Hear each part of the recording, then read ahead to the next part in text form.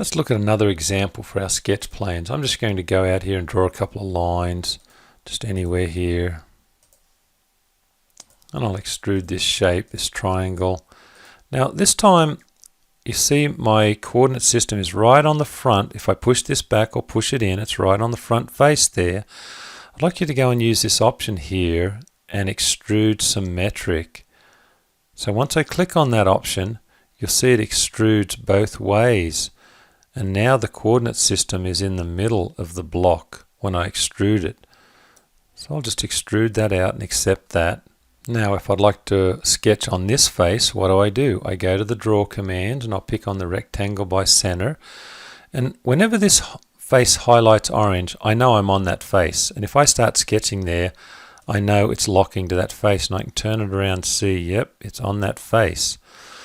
But the best thing to do is if I go back to the command again, it's best not just to select on the face, but to select the lock.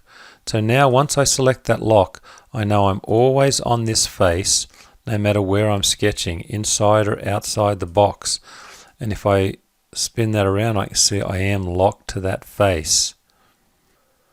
Now notice while I'm in the sketching mode, the lock is still on. And even when I go and select the select button, the lock is still on. But as soon as I use one of these regions, this for example, I'll just push that through, what happens to the lock?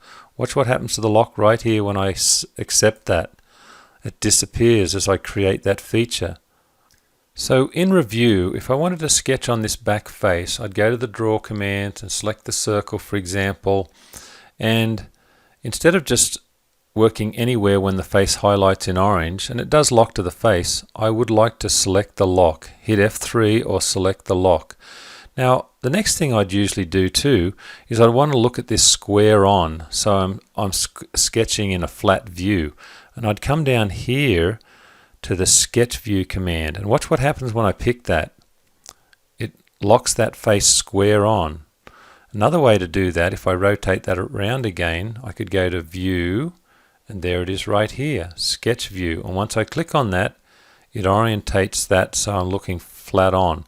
And whatever I draw here, wherever I draw, everything is on that face. And another way to know what sketch plane you're drawing on is you'll see this brown outline around your sketch face.